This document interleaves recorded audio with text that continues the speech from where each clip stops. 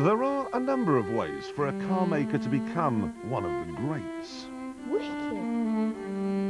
It can make good, solid cars. Or it can sweep all beside it on the racetracks. But it must have an indefinable something if it wants to win a place here on the bedroom wall. You see, the patrons of these automotive galleries aren't concerned by things that adults worry about, like fuel economy or running costs, or, dare I say it, build quality. When I were a lad, my bedroom wall played host to the Ferrari Daytona, the Lamborghini Miura, and, rather embarrassingly, the Volvo 1800 ES. But for today's children, it's all a lot more clear-cut. There's only one king, TVR, a company that is celebrating its 50th birthday.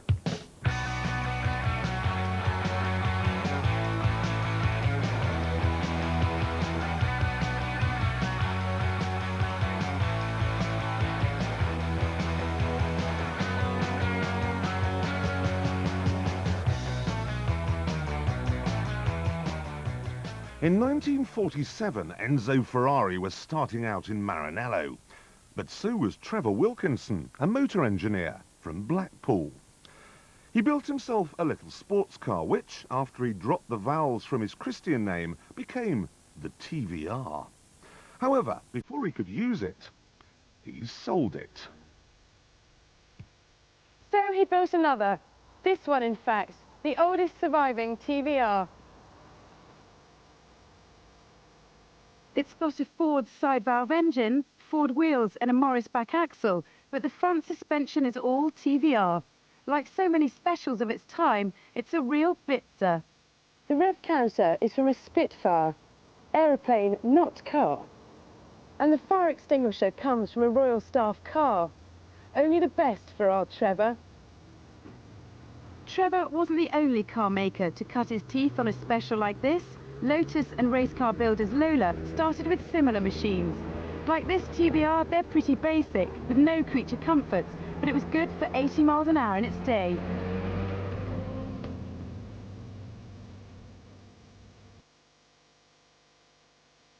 Those first cars were made of aluminium, but in the 1950s the company began its adventures with glass fibre, and very pretty they were too.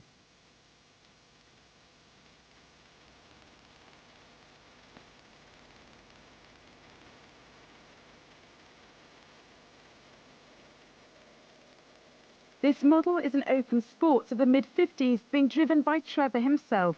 If you wanted one, you bought the parts and rolled up your sleeves. Trevor Wilkinson's right-hand man in those early years was Jack Pickard. The first ones were in kit form, because you didn't have to pay any purchase tax then. So they were built, the bodies were done and the chassis were assembled and that, and you fitted the wheels afterwards, and the engine and the electrics, but everything else was fitted. It was an exciting time for the Blackpool boys. We were creating something from nothing virtually, and to see it now after 50 years, well worth the tag and hard work. The first TVR to sell in hundreds rather than in ones or twos was launched in 1958. It was called the Grand Tourer. It's a derivative of the term Grand Tourer, and if you run that through a computer spell checker, it comes out as Grunter, and now everybody knows my car as the Grunter.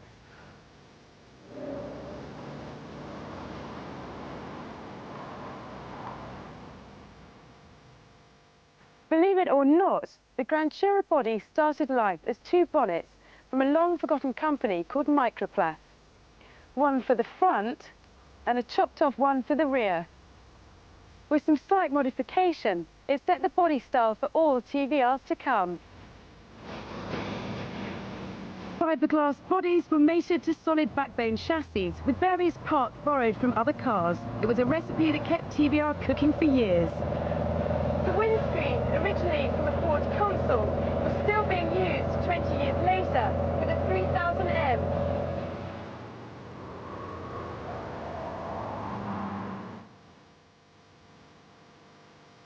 Grand Tourer is pure 60s to drive. A torquey engine, burbling exhaust, a big steering wheel, and I feel I should be in a James Bond film or something, and the car should be filled with millions of gadgets. All the oars in 1962 for £860, with an MGA engine and a little bit of elbow grease. TVR was on its way. And if the Grand Tourer set the style for the look of TVRs, their next car set the style for performance.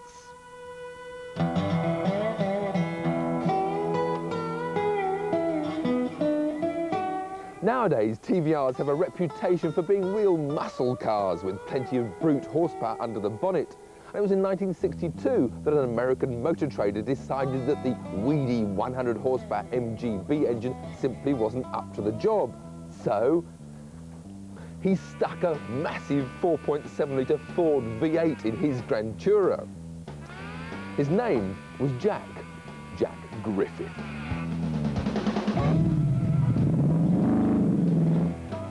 TVR were so impressed with Jack's efforts that they put the Griffith into production. Apart from the big power bulge on the bonnet, it's hard to see the difference. But hit the throttle, and you can certainly feel the difference.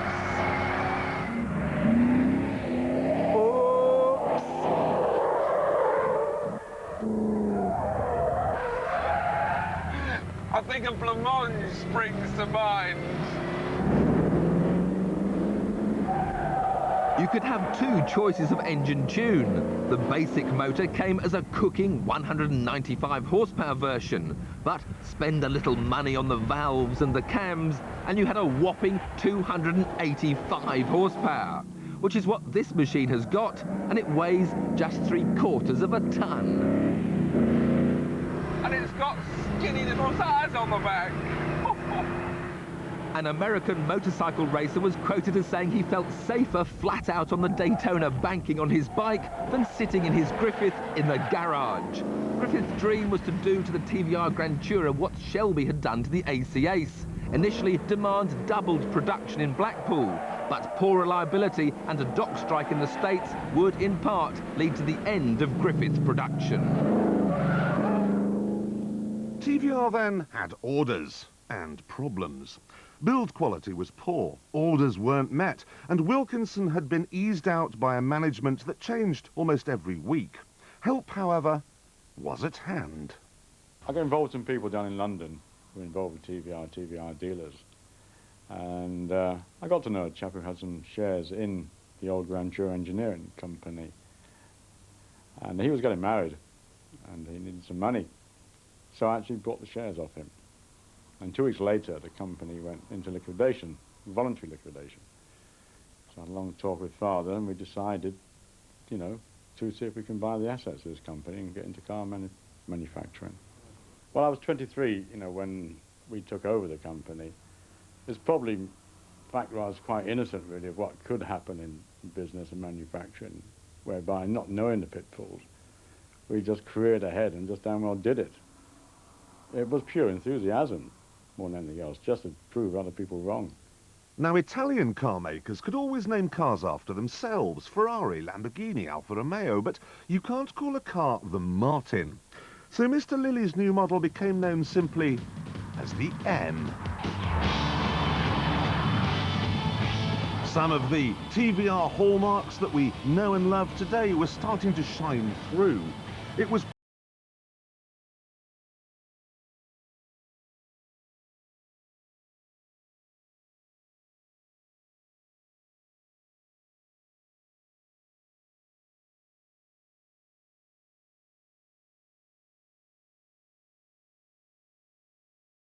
seldom in places like Rotherham at a time when even the picket lines were on strike.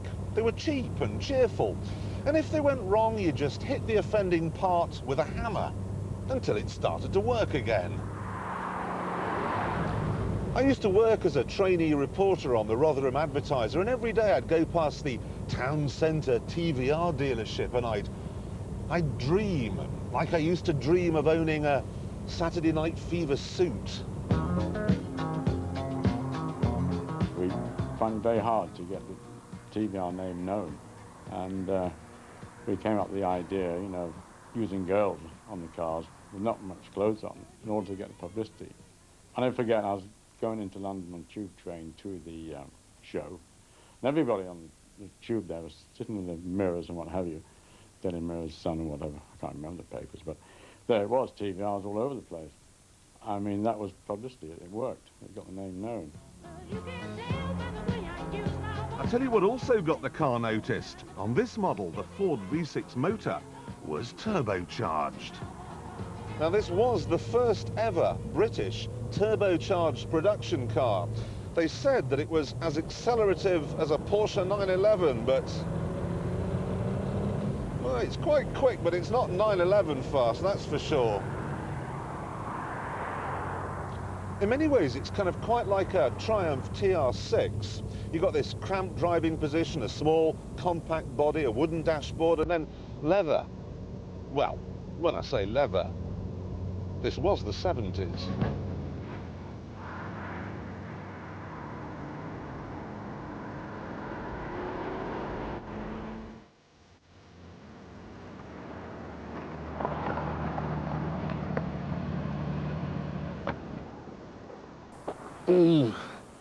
This was the most successful TVR of them all.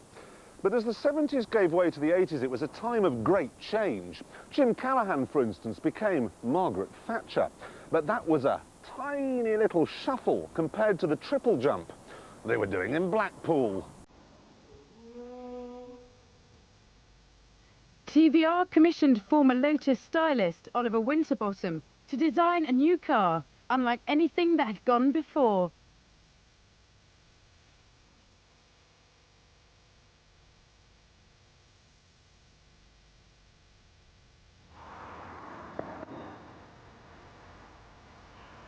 The result, launched in 1980, was a car with pin-sharp edges, a million miles away from the round and chunky shapes of old TVRs. It was christened Tasmin, a combination of Maserati's Tasmin and a girlfriend of Martin Lilly's called Tamsin.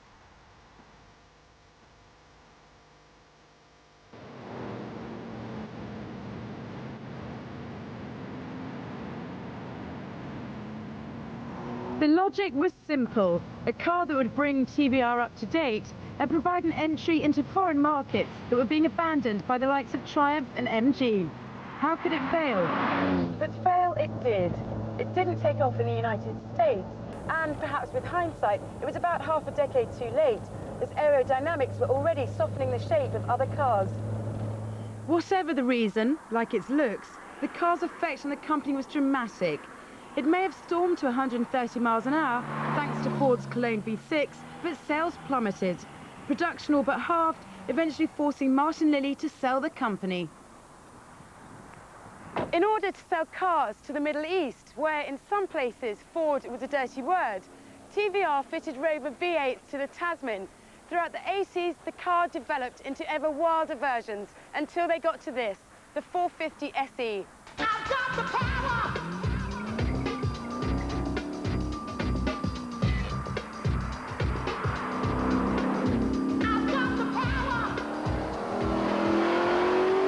I've actually got a bit of a problem with the styling. It's the wedge shape. I actually prefer the curved round shapes they're producing now. But as soon as you get in it and you drive it, it doesn't matter what it looked like. He's right, you know. Once you wriggle into the hot seat, fire up the V8 and hear that fabulous rumble and snarl, the last thing you're bothered about are its looks or build quality.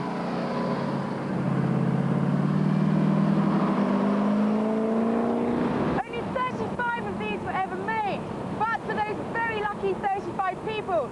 They get a hot and sexy 4.5-litre V8, which is just awesome. If you can track one down, you won't stop grinning. The wedge, however, had emptied Martin Lilly's pockets of wedge. And now a customer who'd popped to the factory for an oil change bought the company. It was a total accident. I went through all the British sports cars, and the last one I arrived at was a TVR. And I thought it was great. I gradually became involved with the factory because I used to have it serviced at the factory. I had just about enough money to have a modest retirement. when I got sucked into TVR. Everybody thought I was raving mad. The people who knew me, my lawyer and my accountant, they all thought I'd flipped, you know, and they were probably right. As the wedge-shaped TVRs became ever wilder and more upmarket, Peter Wheeler introduced a new entry-level model, the S, in 1986. The new shape harked back to the TVRs of the 50s, 60s and 70s, and it soon became clear that curves were the way to go, as the new model doubled TVR production, and led to the introduction of the new Tuscan at the 1988 Motor Show, complete with a 420 horsepower, 4.5-litre Rover V8. The Tuscan was intended for use both on the road and in the new one-make racing series. While road car production never happened, the racing series took off in spectacular style. As I found out for myself at Croft last year. Hang him out to dry.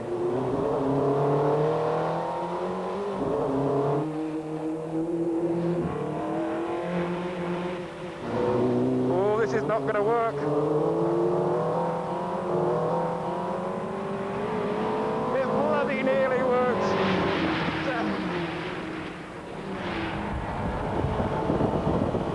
And for the amateur driver, there's probably no better value for money racing than these TVR Tuscans. For just £26,500, you've got a 450 horsepower rear-wheel drive racing beast. This is the Tuscan that I raced last year, and it's got the optional power steering fitted, which I really enjoy. I find it lovely to balance the car in little power slides. And they're not slow either, because lap times are very similar to the very expensive, super high-tech British Touring Car Championship contenders. The Tuscan Racing Series is a big part of the package that has turned the TVR image into something very special. It also led to the creation of a model that was very special, the new Griffith. It was launched in 1989, and by the time I tested it in 1993, it had a 5-litre V8 producing 340 horsepower and 350 pounds-foot of torque.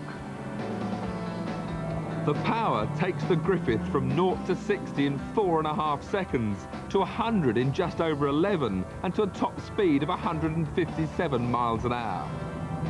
But it's not really the increase in power that's noticeable on the 500, but the increase in the torque, that mysterious factor that describes the ability of an engine to pull strongly through its rev range. The grunt and guts to climb hills. This TVR feels like it could accelerate up a vertical cliff. The handling and general ride quality are really very good indeed, while the steering has a lovely feel, but it is very heavy when it comes to parking. The clutch and gear change are also rather on the heavy side. This is not a car for wimps.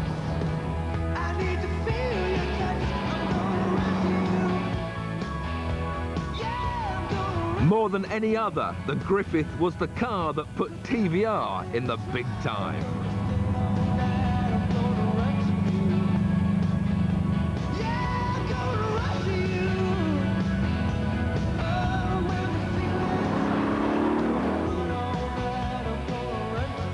Then, disaster. BMW bought Rover, who was supplying the V8s, and after declaring, "I'm not having anything German in my cars," Wheeler set about making his own 4.2-litre V8 for the amazing new Cerberus Coupe.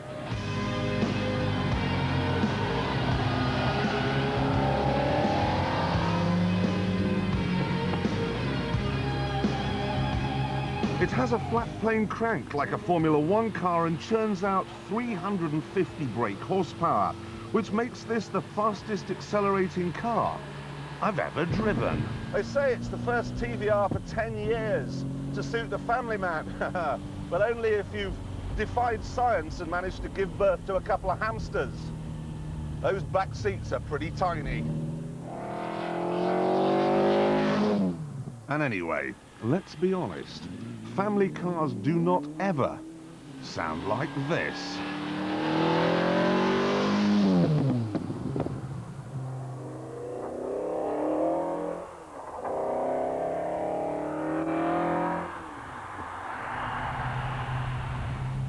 I don't have any figures to hand, but I can tell you this.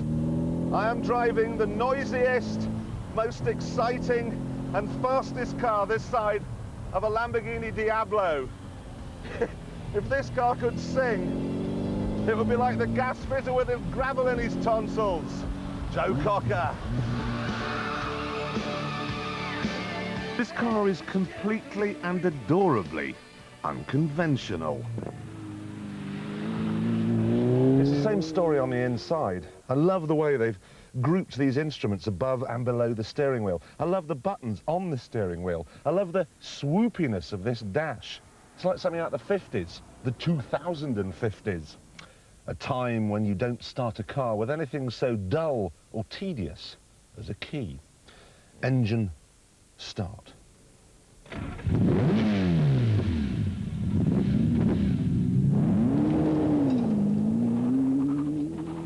And it's not just the big bits that TVR started making themselves. They no longer rely, for instance, on old Humbers for switches and knobs. And this means, of course, that making a TVR these days is a pretty complicated recipe. Over now to Fanny Butler Henderson.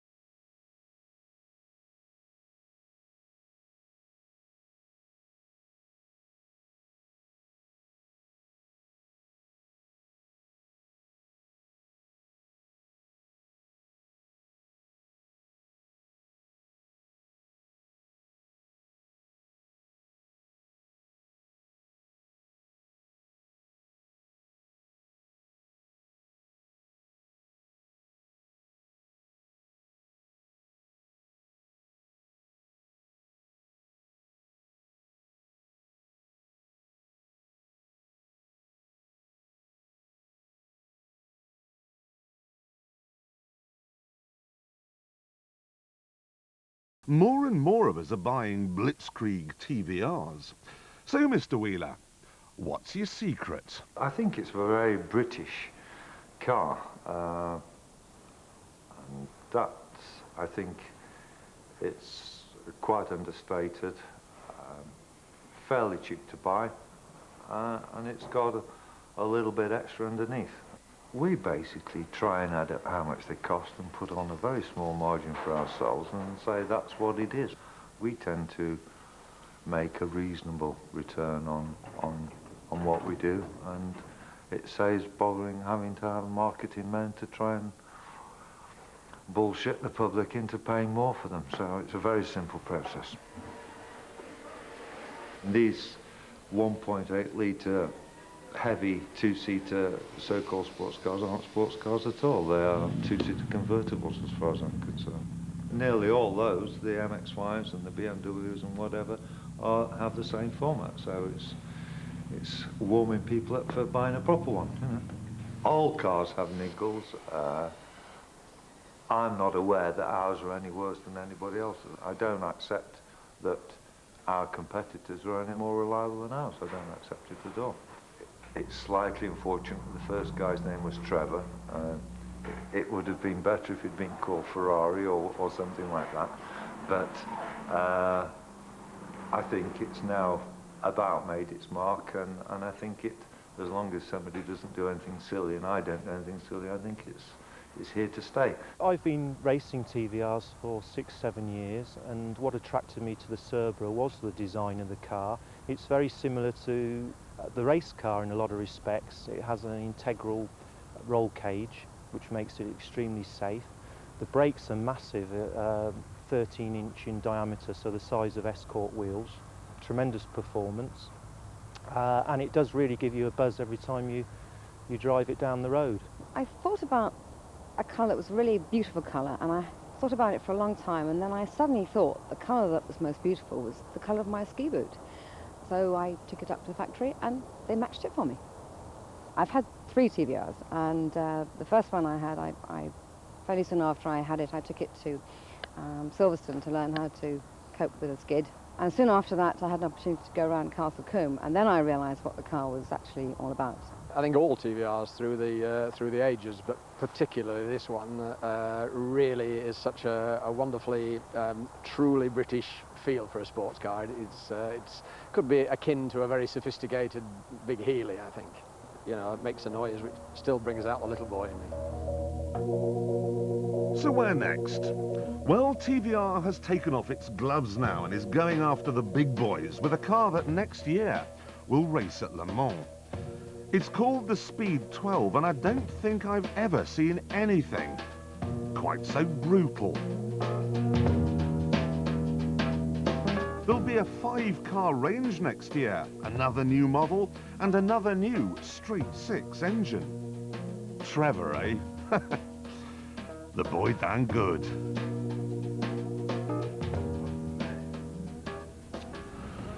What I've got here is a list of all the British car companies that have gone to the wall in the last 50 years, and it's appalling. There's Alvis, Allard, Armstrong Siddeley, Argyll, Austin Healy, and they're just the ones beginning with A. And yet TVR, by gorging itself on a diet of spinach and anabolic steroids, just keeps getting stronger. Sure, they break down a lot, but there will always be a place in our hearts and on the roads and on our children's bedroom walls for a car that makes this much noise.